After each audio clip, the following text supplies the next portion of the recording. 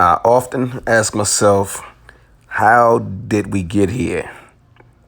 We see this time and time and time again. Unarmed black men and women murdered by the folks, the people who we expect to protect us, the police officers. Now let's see, it's not every police officer that's living by the rules that black man, black woman, black skin equals death penalty. It's not every cop, but there are the cops that are out here that's killing us.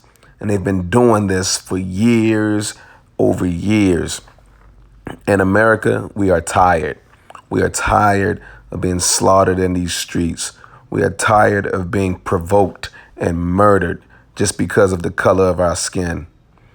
Now, shout out to those of you, the white men and women and the Hispanic men and women and everyone who is not black. Shout out to you that are in this fight with us. We really appreciate it. You know, for years we've been exercising our rights and using our voices to try to get things accomplished. But in this fight, man, we need you. We need our white brothers and our white sisters to use their voice. Use your privilege. I do not condone the looting, but I do ask a question. When everything else we've tried has failed us, when our voices have been muted by the American judicial system and the American police, what is left for us to do? We've marched, we've prayed, we've cried, we've sang. We've done this for years after years, waiting to be helped and rescued by the American government. Now it's time for us to stand up. In some cases, you know, the looting is bad, it sucks.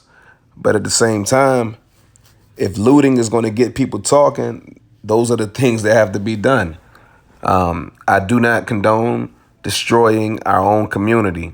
There are a lot of black businesses, black business owners who will not recover from this.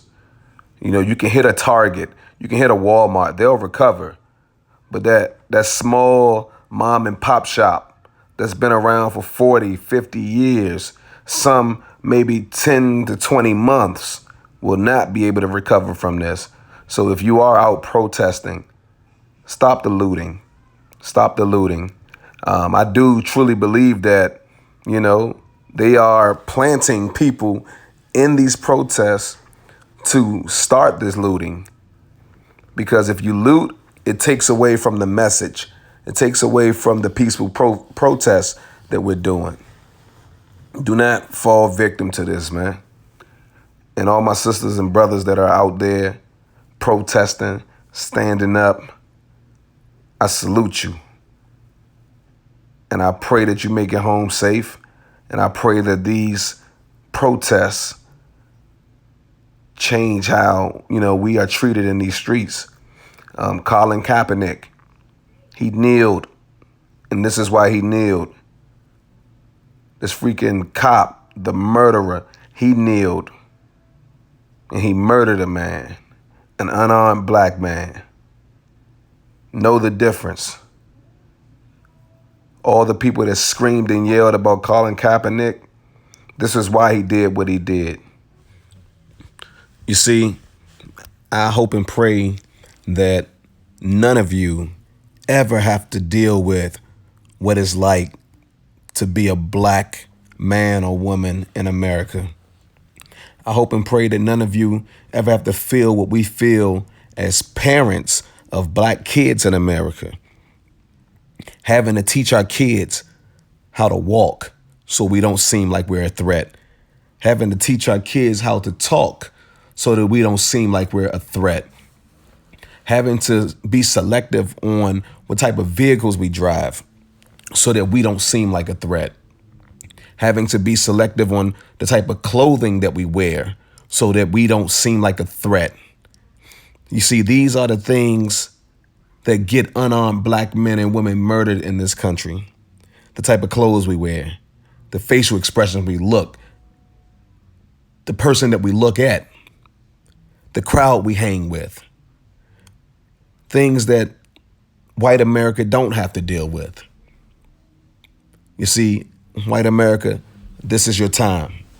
This is your time to stand. This is your time to voice your opinions. This is the time for America to hear your voice on these matters, these things that's taking place in America right now. This isn't the time to be silent. Your silence is a death penalty for me, a black man in America. Your silence is a death penalty for my son and for my daughter and for my neighbor.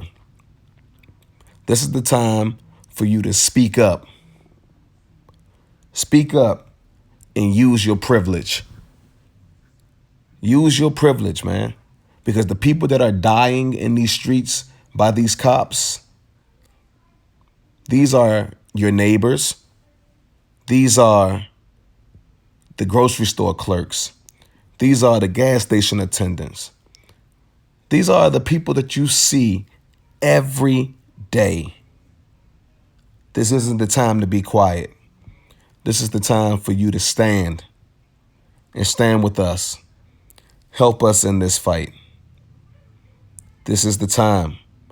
The time is now. There's no greater time for you to stand with us. Let our kids have the same future that your kids have. We want our kids to be able to drive the car they want. We want our kids to be able to be outside when it's cold and have a hoodie on.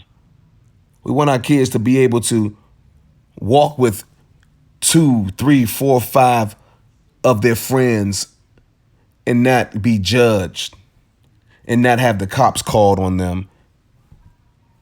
These are the things that we want.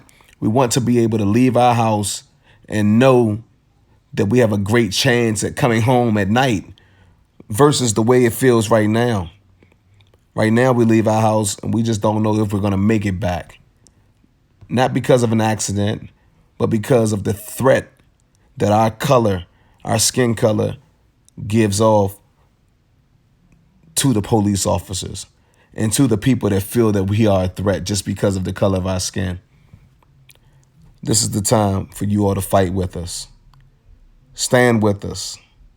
Use your voice.